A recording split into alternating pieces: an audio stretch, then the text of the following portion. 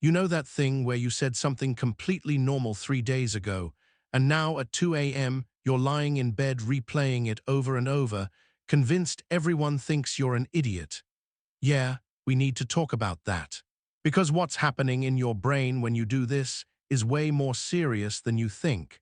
So here's the thing, most people think replaying conversations is just overthinking, just anxiety, just being too hard on yourself.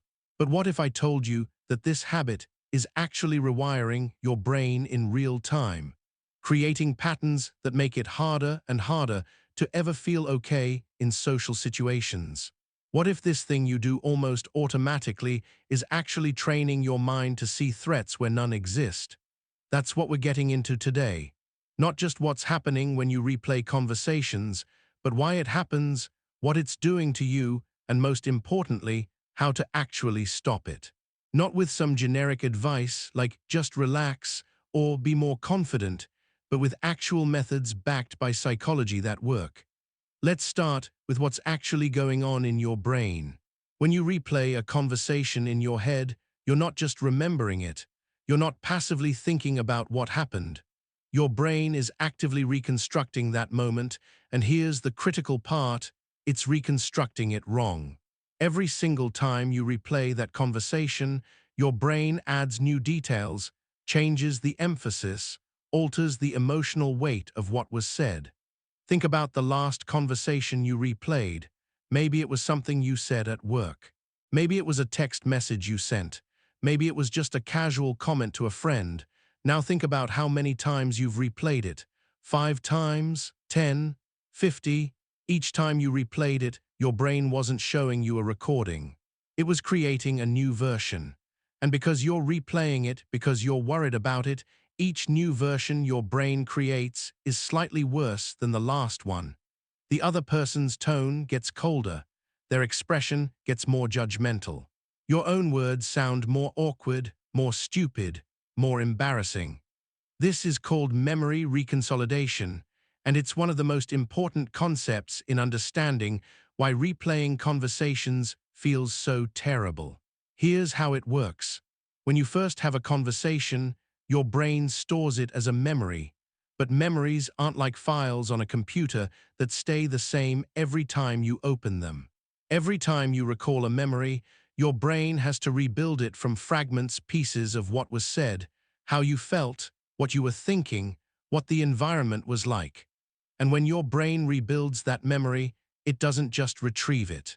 It actually changes it based on your current emotional state.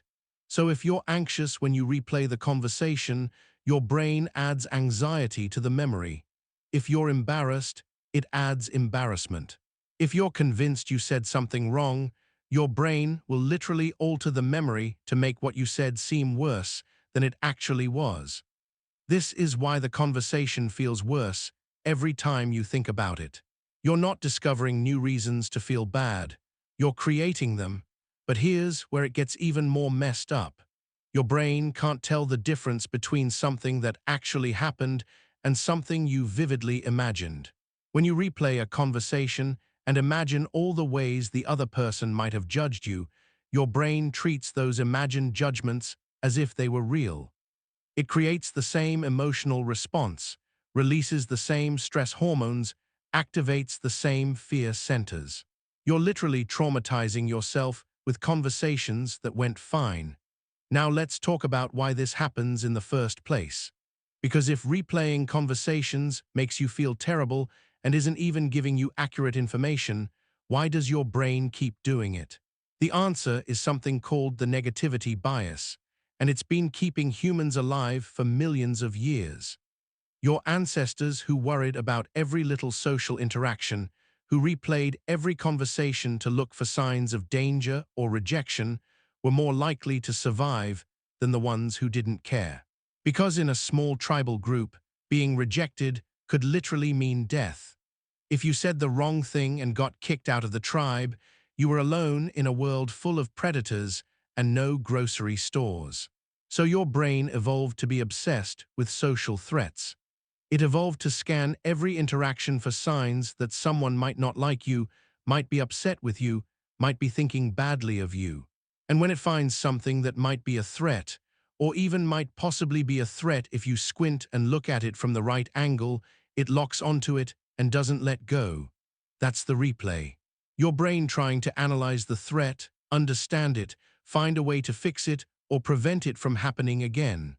The problem is, we don't live in small tribes anymore. Getting someone slightly annoyed at you at the coffee shop doesn't mean you'll starve to death. Saying something awkward at work doesn't mean you'll be cast out to face the wilderness alone. But your brain doesn't know that. It still reacts like every social misstep is a survival threat. And here's the really frustrating part. The replay doesn't even work. Your brain thinks it's helping you by analyzing what went wrong so you can do better next time. But all it's actually doing is making you more anxious, more self-conscious, and more likely to mess up future conversations because you're so worried about messing up. It's like if you were trying to learn to ride a bike, but every time you wobbled a little bit, you stopped and spent 3 hours thinking about that wobble, imagining all the ways you could have fallen, convincing yourself you're terrible at biking. You'd never actually get better at riding the bike. You just get better at worrying about riding the bike. That's what replaying conversations does. It doesn't make you better at conversations. It makes you better at worrying about conversations. So let's talk about what actually happens during a replay, step by step, so you can see the pattern. Step 1. Something triggers the memory. Maybe you're trying to fall asleep, and your brain is looking for something to think about. Maybe you see the person you had the conversation with. Maybe you're just bored and your mind wanders. Whatever the trigger, the conversation pops into your head. Step 2. You notice something that feels off. Maybe you remember that the other person paused before responding. Maybe you remember that you stumbled over your words. Maybe you just have a vague feeling that something went wrong. This is your negativity bias activating, scanning for threats. Step 3. You start analyzing. You replay what you said, how you said it, how they responded. You try to remember their exact facial expression, their tone of voice, the context of what came before and after. Your brain is in threat assessment mode now, trying to figure out if this interaction represents danger. Step 4. Your brain finds evidence of the threat. Because you're looking for it, and because your memory is being reconstructed through an anxious lens, you find it. Maybe you decide their pause meant they were annoyed. Maybe you decide your stumble made you look incompetent. Maybe you just convince yourself that any reasonable person would think less of you after that conversation. Step 5. The emotional response hits. Now that your brain has confirmed the threat, it releases stress hormones. Your heart rate might increase a little. You might feel a pit in your stomach, tension in your chest, heat in your face. These are the same physical responses you'd have if the person was standing in front of you right now, actively rejecting you. Step 6. You try to solve the problem. You think about what you should have said instead. You imagine having the conversation again, but better. You plan what you'll say if you see them again to fix it. You're problem solving, which feels productive, but you're solving a problem that mostly exists in your imagination. Step 7. The replay ends, but the pattern is reinforced. Eventually, you move on to thinking about something else. But your brain has now strengthened the neural pathway that leads from remembering this conversation to feeling anxious and bad about yourself. Which means next time something triggers that memory, the whole process will happen faster and feel more intense. This is the loop, and the more you do it, the stronger it gets. Now here's what most people try to do to stop replaying conversations and why it doesn't work. They try to just not think about it. They tell themselves stop overthinking or just let it go. And this fails immediately because of something called ironic process theory. You know how if I tell you don't think about a pink elephant, the first thing that pops into your mind is a pink elephant. That's ironic process theory. When you try to suppress a thought, your brain has to keep checking to make sure you're not thinking about it, which means it has to keep bringing up the thought to check if it's there. So when you tell yourself, stop replaying that conversation, your brain has to keep checking, Am I replaying the conversation? Let me think about the conversation to see if I'm thinking about it. Nope, not thinking about it. Wait, now I am. Okay, stop. Am I still thinking about it? And the whole time, you're just replaying the conversation while also feeling bad about the fact that you're replaying the conversation. Other people try to rationalize it. They tell themselves, I'm being irrational, the conversation was fine, I'm overthinking it. And sometimes this helps a little bit, but usually it just turns into an argument inside your own head. Part of you is saying it was fine, and another part is saying, but what if it wasn't, and you're stuck in the middle, replaying the conversation to gather evidence for both sides. Some people try distraction. They watch TV, scroll on their phone, try to think about something else. And this works temporarily, but the moment the distraction ends, the replay comes back, because you haven't actually addressed the underlying pattern. You've just delayed it. So what actually works? The first thing you need to understand is that you can't stop replaying conversations by fighting with your brain. Your brain is trying to protect you. It thinks it's helping. You have to work with it, not against it. Here's the method that actually works, broken down into parts you can use. Part 1 is called cognitive diffusion, and it's about changing your relationship with your thoughts. Right now, when you replay a conversation, you're fused with the thoughts. When your brain says, they definitely thought that was stupid, you believe it. You treat that thought as a fact, as reality, as something you need to respond to. Cognitive diffusion is about creating space between you and the thought. It's about recognizing that just because your brain produces a thought doesn't mean that thought is true or important or worth your attention. Here's how you do it. Next time you catch yourself replaying a conversation, don't try to stop. Instead, just notice it. Say to yourself, I'm having the thought that I said something stupid. Not, I said something stupid. But I'm having the thought that I said something stupid. You see the difference. In the first version, the thought is reality. In the second version, the thought is just a thought. It's something your brain produced, like how your stomach produces digestive enzymes. It's just a thing your brain does. It might be true, might not be, but it's not automatically reality. This sounds like a small change, but it's massive. Because once you can see your thoughts as thoughts instead of facts, they lose their power over you. You can have the thought, they think I'm an idiot, without that thought ruining your day, because you recognize it's just your anxiety talking, not a reflection of reality. Part 2 is called memory updating, and it's about actively correcting the distortions your brain creates. Remember how I said that every time you replay a memory, your brain changes it? You can use that to your advantage. Instead of letting your anxious brain reconstruct the memory to be worse and worse, you can intentionally reconstruct it to be more accurate. Here's the process.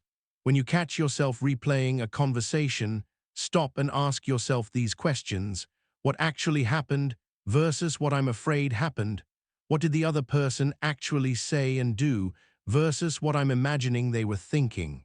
What evidence do I have that this went badly versus what assumptions am I making?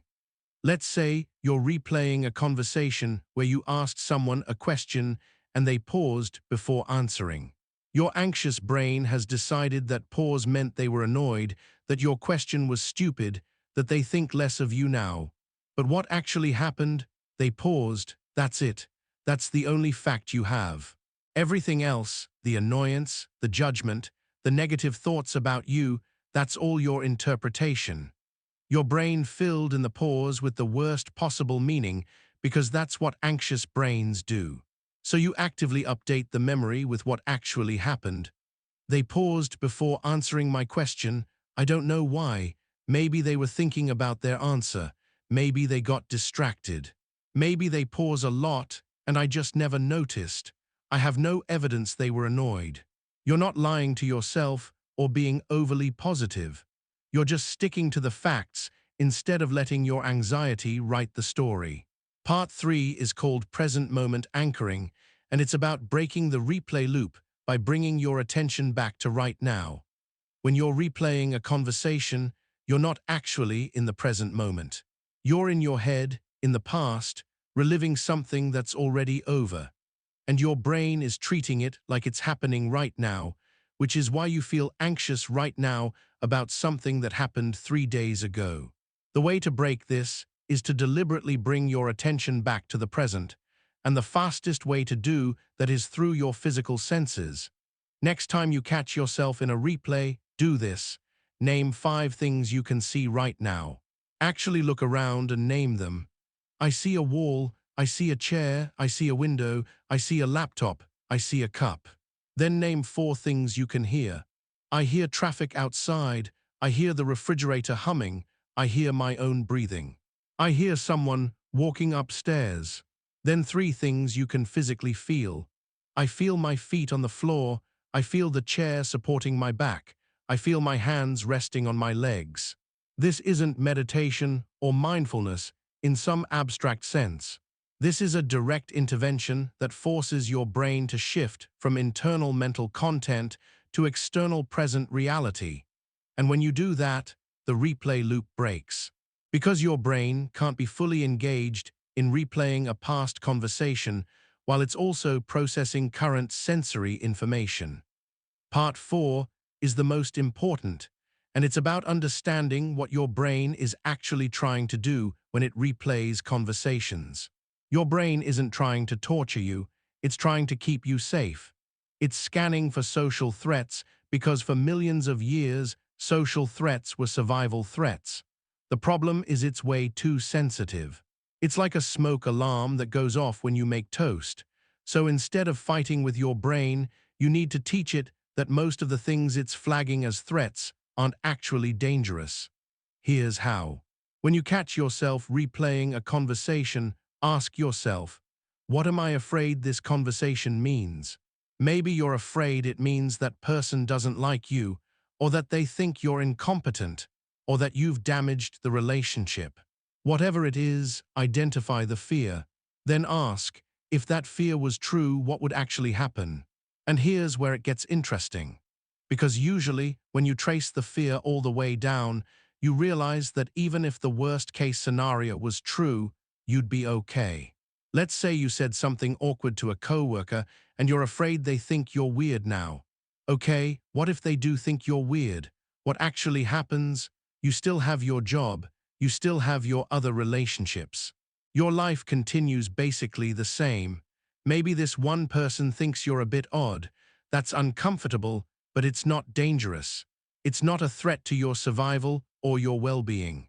When you do this enough times, your brain starts to learn that these social situations it's flagging as threats aren't actually threats. The smoke alarm starts to get recalibrated.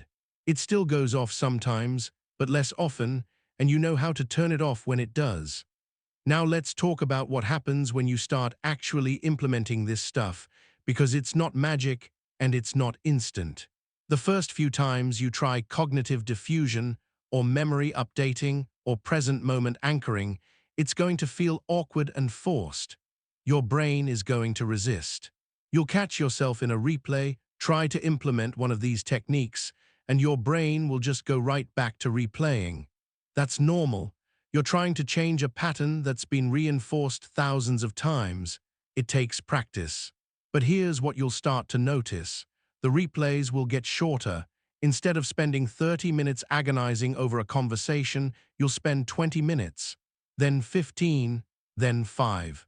Then you'll catch yourself starting to replay, implement one of the techniques, and the replay will just kind of fade away.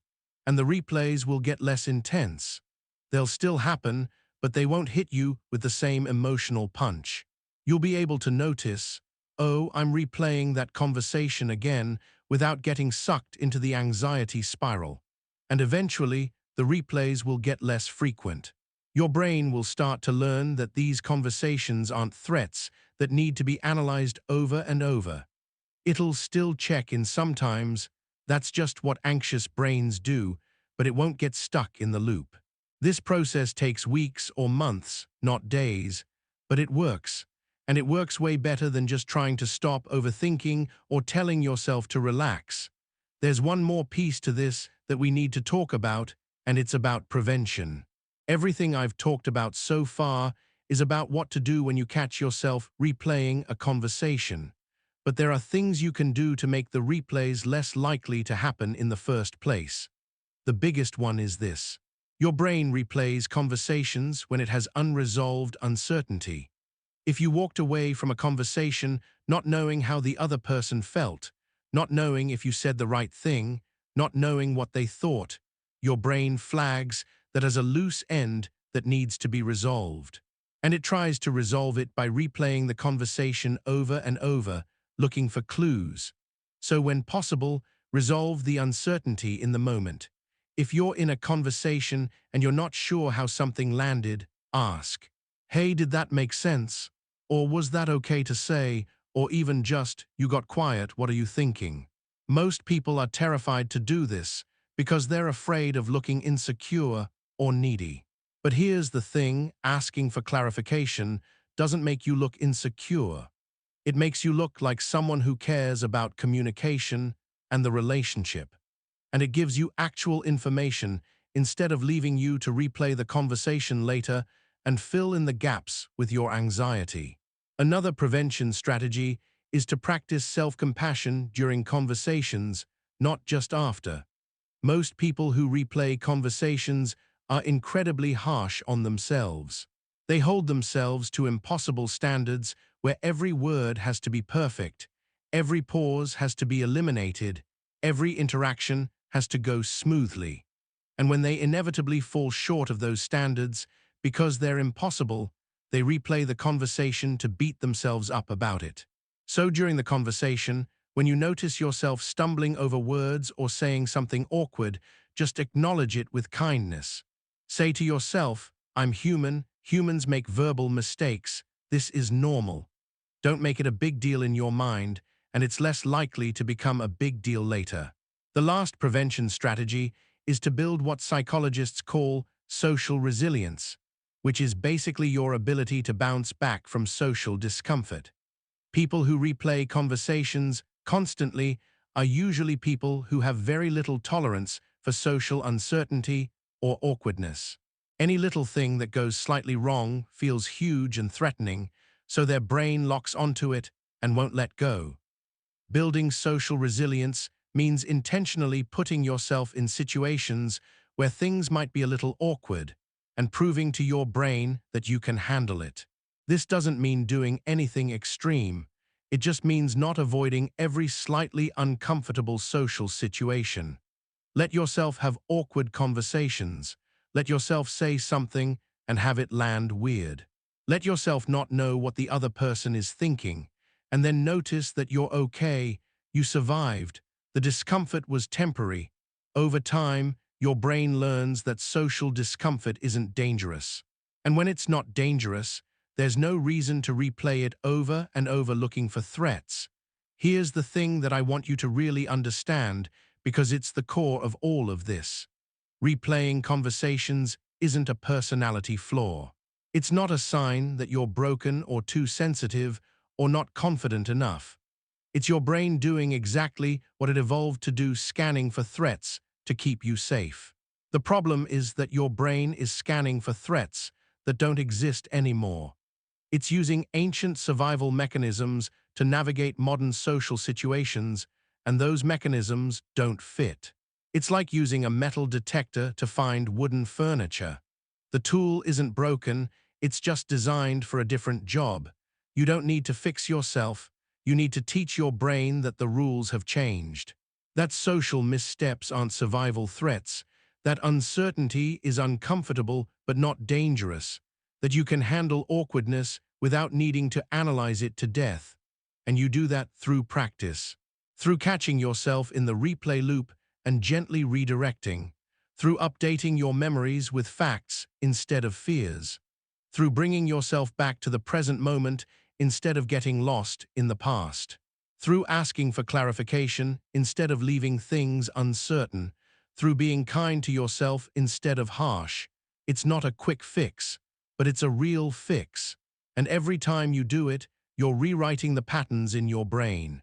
You're teaching it that replaying conversations isn't necessary, isn't helpful, and isn't protecting you from anything real.